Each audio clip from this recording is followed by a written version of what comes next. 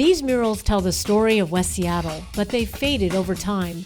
Soon, they'll have new life. These murals really give you a sense of community. One bite will convince you. The right ingredients mixed with family tradition make a winning recipe. My mother worked so hard and built something with the intention of just focusing on her community and her heritage and then her ingredients. And watch as a Soto company makes treasures from trash. These stories and more next on CityStream.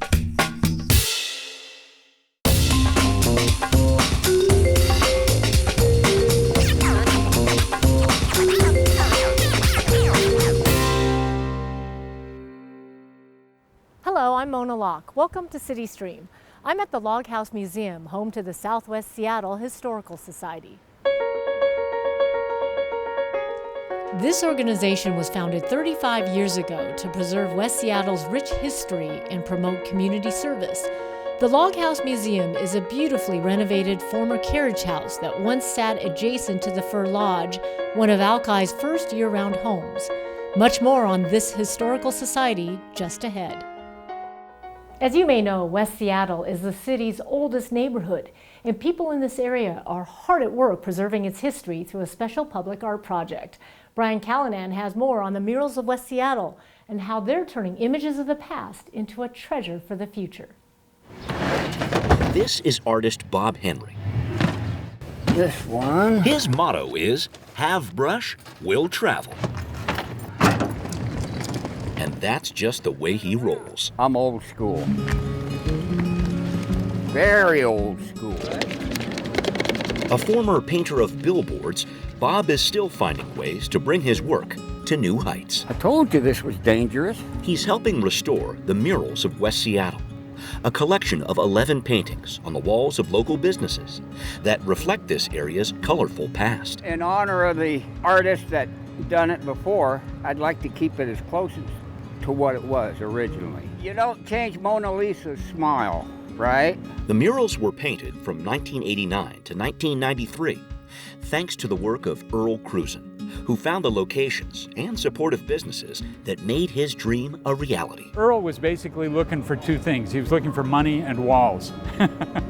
Clay Eels was executive director of the Southwest Seattle Historical Society when this project began, and helped provide the archival photographs, including some of actual Seattle residents the murals are based on. Take a close look at mural number 1 by Bill Garnett. It features the City of Seattle Ferry, the first on the Puget Sound in 1888. Then there's the 1907 West Seattle Ferry, which brought people to a streetcar that circled the North Admiral Bluff to help sell land parcels for $200 apiece.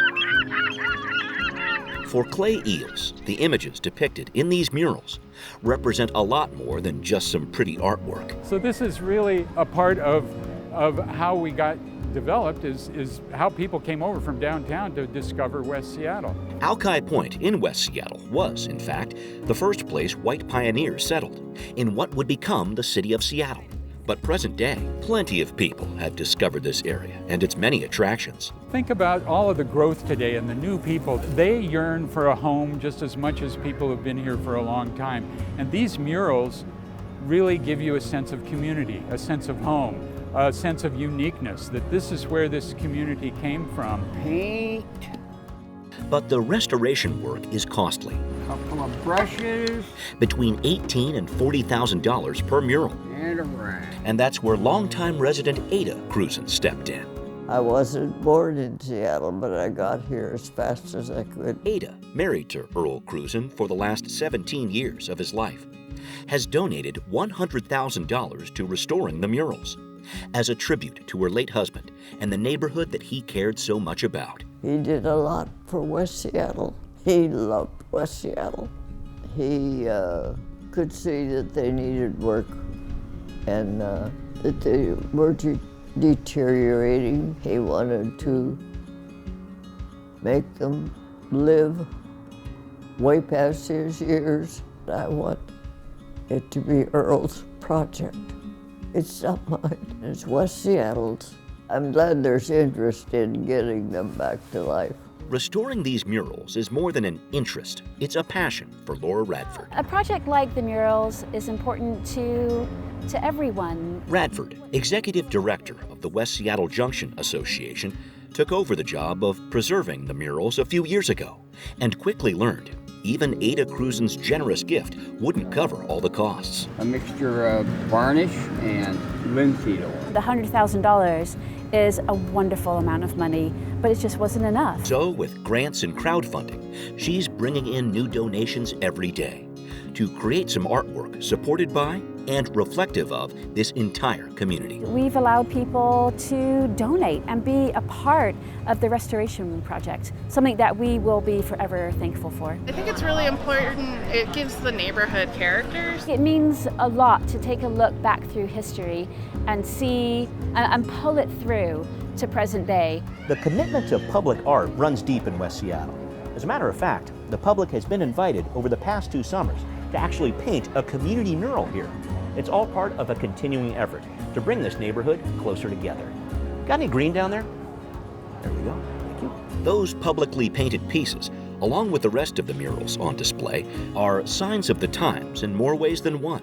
As the former director of the Historical Society puts it, residents want to make sure West Seattle's rich history isn't lost in the future. Supporting the mural project is a way to help ensure that West Seattle stays kind of honoring of its past as well as allowing for growth and influx at the same time. This stage is wobbly, but it won't tip over unless we have another earthquake. So, as it turns out, it is pretty exciting to watch paint dry, especially when it means giving some faded murals a brighter future and cementing a bond between Seattle's past and present. Well, you become part of history, wouldn't you? Maybe it'll 30 years down the road, you know, my kids and my grandkids can tell their kids, you know, hey, your great-grandpa painted that. The community is involved once again. It's like the murals have new life, our history has new life, and the community feels like home again because of this hub here in the Junction that has this public art on the wall.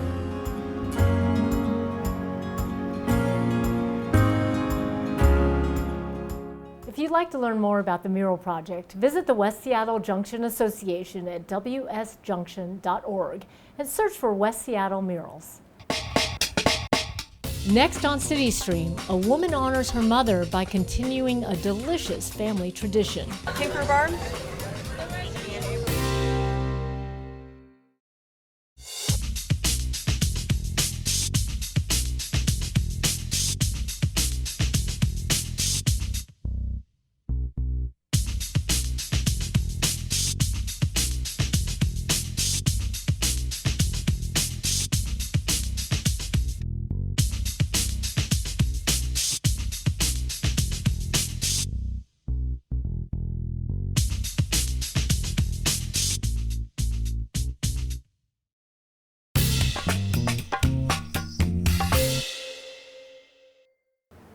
Across town at the U District Farmers Market, one jam maker is preserving the legacy of her immigrant mother.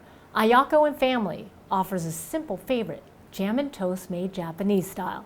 As producer Layla Kazmi explains, it starts with the right ingredients, add in a healthy dose of patience and family tradition, and the result is an appetizing experience.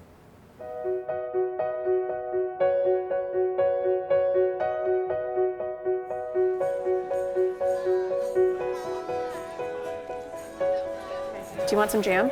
This is a little more tart and herbaceous. It's really good. You want to try a jar? Okay. My name is Alessandra, and I am the owner and operator of Ayako and Family, which is a family jam business. We were founded by my mother, Ayako, in 2010. She was an immigrant who moved here at 30 years old to start a family and didn't have community here and cultivated something so beautiful.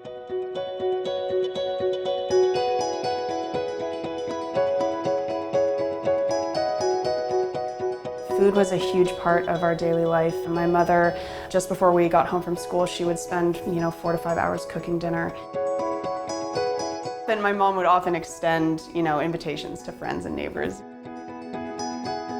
The jam came out of a tradition of going berry picking every summer with my mother and my grandmother, strawberries and raspberries, and that was actually the first jams that she would make at home, were berry jams. And it wasn't until she met this farmer at the U District Farmers Market in Katsumitaki that she started producing stone fruit jams.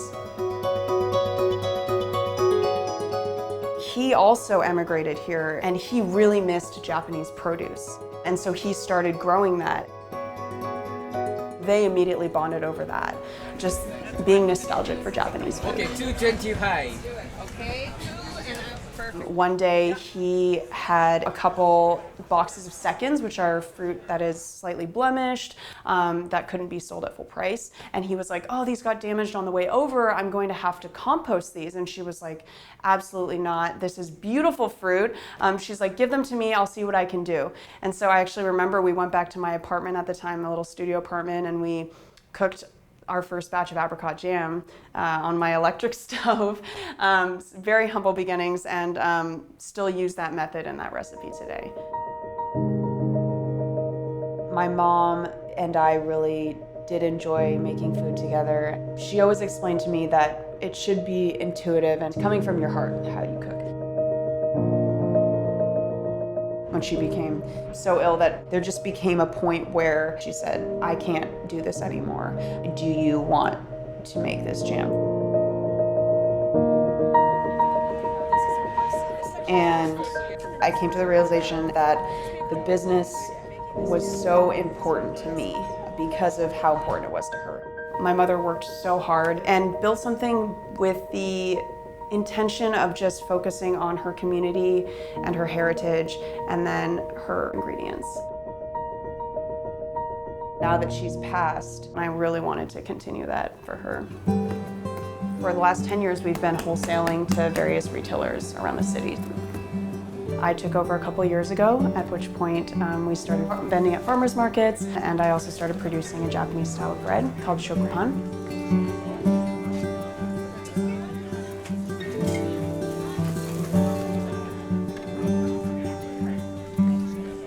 I make the jams at a commercial kitchen space. It's called Kitchen Sisters on Lower Queen Anne, and it's a shared space. We usually get about 50 to 100 pounds of rhubarb every week while it's in season. The recipe that we'll be using today is a recipe that I inherited from my mother. I have the raw rhubarb, so we'll be washing the rhubarb and then, basically cutting it into smaller pieces. And then we will cook the rhubarb with sugar and reduce it down until it's ready to be canned. Japanese food is all about simplicity and honesty. What I really love about what my mom did was that she took something incredibly humble and simple and just honed it and honed it and honed it. That is very uniquely Japanese, is like taking something and perfecting it and just focusing on, the one thing. It's in our ethos and our mission to source thoughtfully and sustainably, working with primarily one Japanese farmer, using Asian varieties. Pink rhubarb and apricot. My favorite part are the farmers markets because that's when I get to share this food with people. Even my mom used to say, my favorite part is watching someone take that first bite of jam. That's amazing. It's a simple act, it's a really simple food, but I love being a part of that kind of daily food ritual. We can cook all day long and sell all the jam in the world, but it's really nothing unless we can sort of share in that experience. And that's why I love the market. It's, it's a wonderful community of like-minded individuals who are producing food around the same values. Some jam? Yay, apricot. Thank you so much. Yummy. Thank you, Justin. See ya. I think about my mother all the time when I'm making jam or when I'm at the market. She's pretty much always in the forefront of my mind. She was a very familiar face at the market. She loved it. That was her dream. She wanted a place where people could come and visit her and eat her food.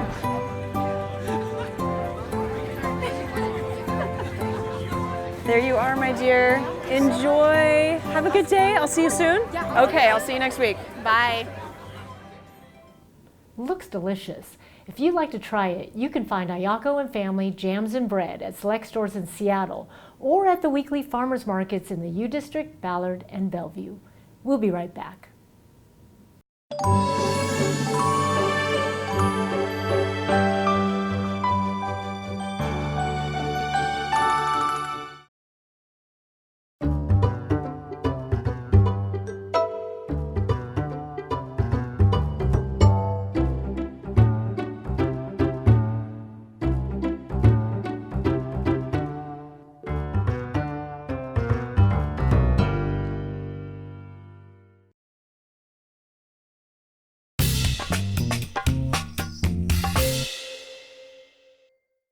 Joining me now is Tasha Williams, curator here at the museum, and Rachel Regeline, collections manager. Thanks for being with us today. I really want to start out with you, Tasha, and asking you to give us an overview of this beautiful location and how it got to be here. Sure. Well, the Southwest Seattle Historical Society operates our log house museum here in Alki. We're housed in a 115-year-old log structure that was actually located about a block away on 61st Street. In the early 1900s, it was completely disassembled and then moved to the present location and reassembled log by log, kind of like how you would assemble a Lincoln log cabin. Wow, and what exhibit are you featuring today? Our newest exhibit is called Between the Lines, and it tells the story of how the city of West Seattle was annexed to the city of Seattle in 1907. Annexation was a very contentious issue back in the early 1900s, and it resulted in canceled elections, gerrymandering, and revoked liquor licenses. So it's a really fascinating topic. Oh, that is. And Rachel, I know that the junction is well known to many West Seattleites, but can you tell me how it got its name? Yeah, so West Seattle became its own city in 1902, and shortly after installed a streetcar line. And a few years later, a second streetcar line, and those two intersected at what became known as the junction. And shortly after, businesses started cropping up all around. So after they built, the businesses came. Exactly. And then that streetcar line operated until about 1940 when it was replaced by the current bus system. I see. And there's a special picture, I'm told? Yeah, we have a great picture that combines an image from 1926 and 2016. It was part of our We Love the Junction preservation project. The image from 1926 is particularly fascinating when you look at the whole picture because you can see workers maintaining and replacing the rails on different heavy equipment. It's just a really fascinating picture to see what it looked like then versus now. That's a great piece of history to have. And back to you, Tasha, if you can tell me what's in store for 2020. So we're working on a couple projects. The first is that we're going to be opening a new exhibit talking about the Alki Suffrage Club. So we all know that 2020 is the 100th anniversary of women's suffrage nationally, and we're really excited to tell about the local story of that fight. The Alki Suffrage Club was one of the largest suffrage clubs in Washington state and was a really active player in our state's fight for women's suffrage. The club was headed by a woman named Catherine Smith, who not only was a tireless advocate in Washington state, but also nationally. She's not as well remembered as some of her fellow activists, so we're really excited to bring her story to life. We're also continuing with our War on the Home Front oral history project. This project is interviewing alumni from the West Seattle High School class of 1944 and 1945. And we're asking them questions about their memories of being a high schooler during World War II and what that was like to see, for example, their classmates going off to war, dealing with rationing, dealing with blackouts, all the things that happened during that time period. That's a lot of exciting things coming up in the year to come. Thank you. And Rachel, quickly, what's your favorite, I think, piece of history from this area? You know, West Seattle is so unique. It's geographically not a large region, but the community has historically and currently been so active and so busy in things that they care about, including historic preservation. Everything from the Alki Club being one of the largest and most active in the state, to West Seattle being the first city in the United States to start a municipal rail line. So much history in this area, and we're so lucky to have the Log House Museum, and we hope that people hear more about it and will come visit you and learn more about the history from this region. So thank you so much, Tasia Williams and Rachel Regeline for joining us today. In a city that loves to recycle, a small company does its part, transforming trash into treasure. That's next on CityStream.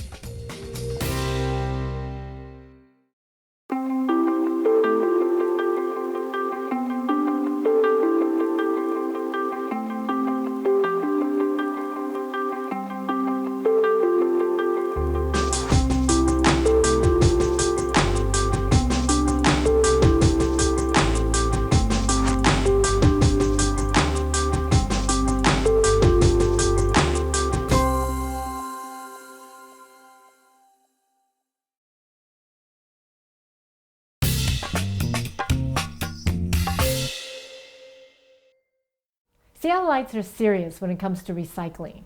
For some, it's not just a consideration, but an obligation. And now small businesses are following suit. Producer Vincent Pierce visits Urban Reclamations, a small company diving deep into the scrapyard to give new life to old material.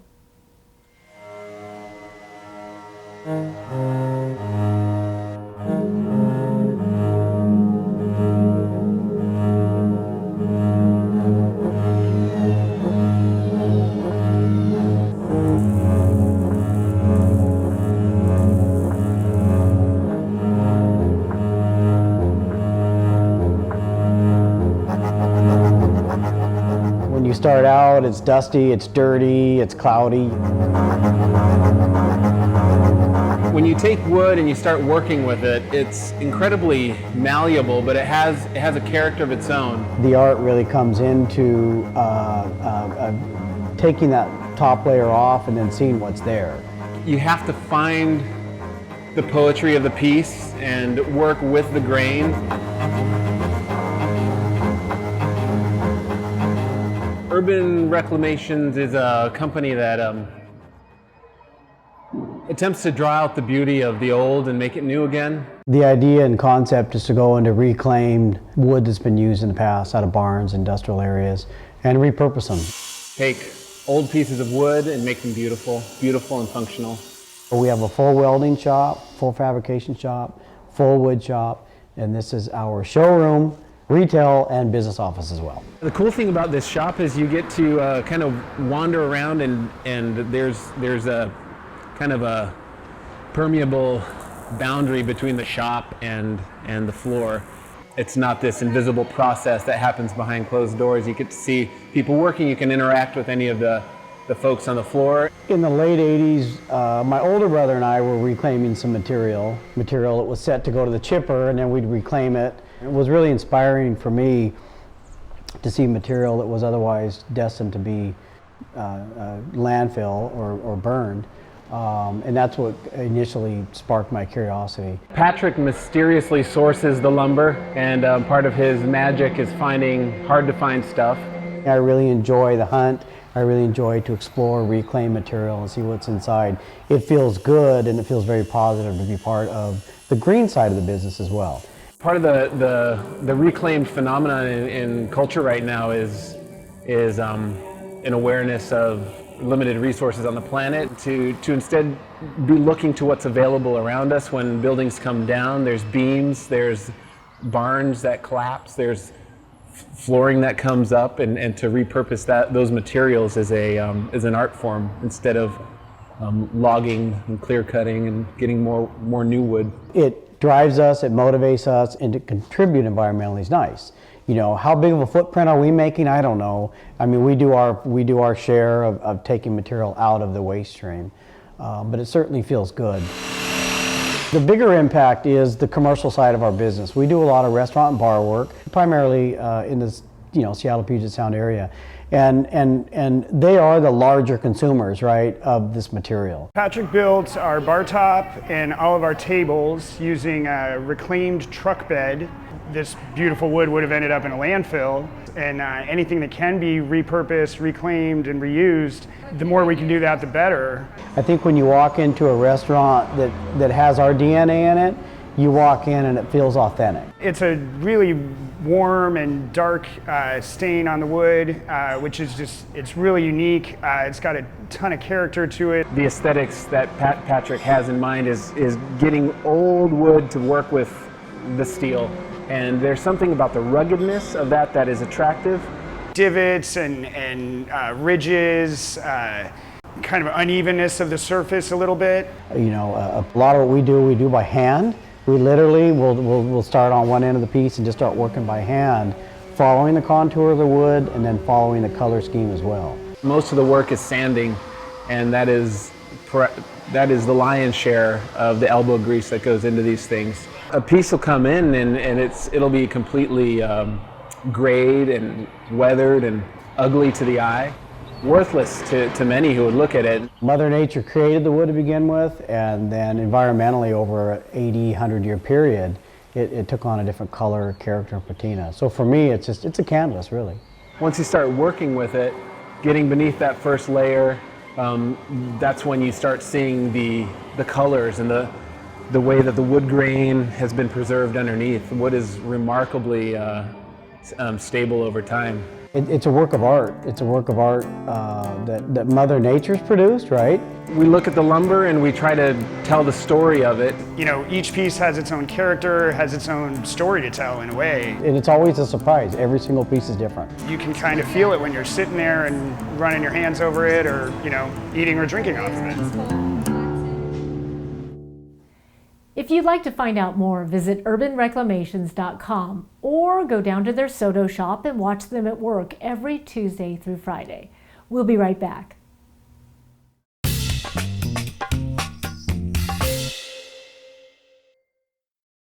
That wraps up this episode of CityStream from the Log House Museum, operated by the Southwest Seattle Historical Society. If you want more information, go to their website at loghousemuseum.org. I'm Mona Locke. Thanks for watching.